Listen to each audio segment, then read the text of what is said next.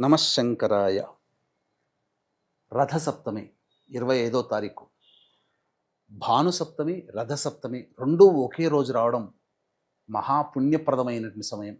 ఈ సమయంలో రవి యొక్క అనుగ్రహం కలిగే విధంగా స్నానం ఆచరించాలి.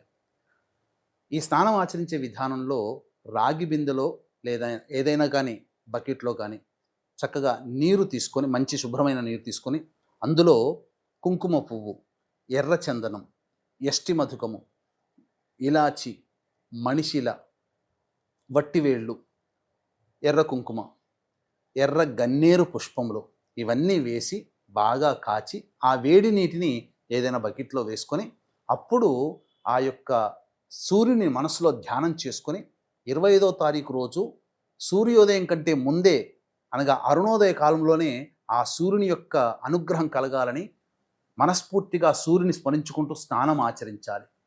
ఆచరిస్తే రవి సంబంధమైనటువంటి దోషములన్నీ తొలగిపోతాయి. ఉద్యోగం దొరుకుతుంది, తండ్రి యొక్క ప్రేమ దొరుకుతుంది, అలాగే అనేక రకాలైనటువంటి దీర్ఘకాలిక రోగాలు నయమవుతాయి, అలాగే సంపద కూడా పెరుగుతుంది.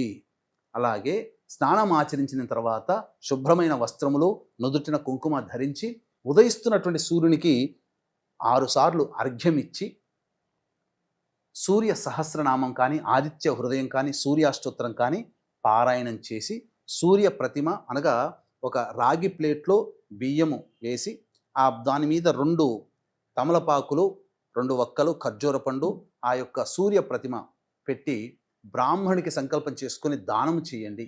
ఎర్రటి వస్త్రము దానం చేసినా చాలా శుభము, సకలమైనటువంటి యోగములు మీకు కలుగుతాయి అని చెప్పడంలో ఏమాత్రం సందేహం లేదు.